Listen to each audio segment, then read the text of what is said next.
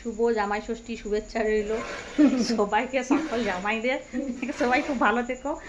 আমাদের শ্বশুরবাড়িতে বাপের বাড়িতে দু জায়গায় এটা নেই, কিন্তু জামাইদের খাওয়াতে তো কোনো দোষ নেই। তাই সবাইকে জামাইদের মঙ্গল হয়, শুভ জামাই ষষ্ঠীর শুভেচ্ছা। আর এখনকার দিনে তো জামাইরা এলেই জামাই ষষ্ঠী, মানে জামাইরা যখন আসে তখন তো মনে করো আমাদেরকে ভালো কিছু করতে হবে, তাই না? বাড়িতে জায়গায় সেটা তো দিলে হবে না। তো এখনকার দিনে প্রত্যেক দিনেই জামাই ষষ্ঠী, জামাই এলেই জামাই ষষ্ঠী। আজকে বর্ষা নিজেই টিফিন বানিয়েছে, পিৎজা বানিয়েছিল, কর্ন স্যান্ডউইচ। আর আমরা বাড়িতে করব তোমার আজকে পটল চিংড়ি হবে, পোস্ত ভাজাভুজি, আর ইলিশ মাছ, এগুলো হবে। মাংস তো যদি খাওয়া হয়। তারপরে আমি একটা নতুন রেসিপি করলাম আজকে, মানে চিংড়ি মাছগুলো ছাড়ালাম, চিংড়ি মাছের যে খোসাগুলো না, সেগুলোকে ভালো করে ধুয়ে আমি ভালো করে ওগুলো বাটলাম, বুঝলে, একদম মিক্স করলাম। তারপর ওটার সঙ্গে বেসন, নুন, হলুদ, আর তোমার আদা কুচি, লঙ্কা কুচি, পেঁয়াজ কুচি, রসুন কুচি সব একসাথে মিক্স করে সেগুলো ফ্রাই প্যানে তেল দিলাম, তেল দিয়ে সেটাকে মানে ভাজলাম।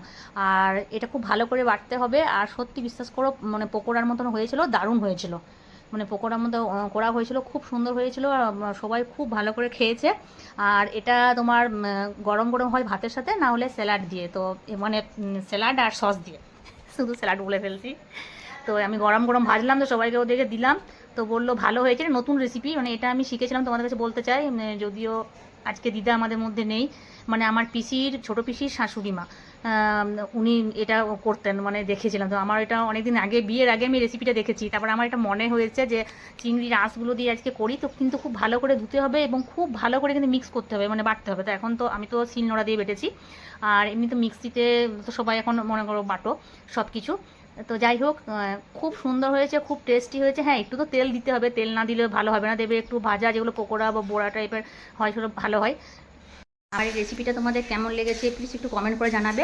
আর বাড়িতে যদি চিংড়ি মাছ করো, তো চিংড়ির ওই আঁশগুলো দিয়ে একটু মানে ভালো করে বাটতে হবে। আমি শিলনোড়াতে বেটেছি, এখন সব মিক্সিতে বাটে।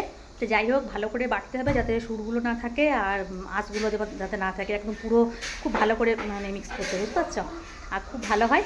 আর রেসিপিটা একবার করে দেখবে, বড়াগুলো খেয়ে তুমি মানে ছাড়তে পারো না। গরম গরম সস দিয়ে আমার মেয়ে খেলো, আর সব বিক্রি দিলাম, তো বলছে খুব ভালো হয়েছে, তোমরা এটা করবে। Bye, tata.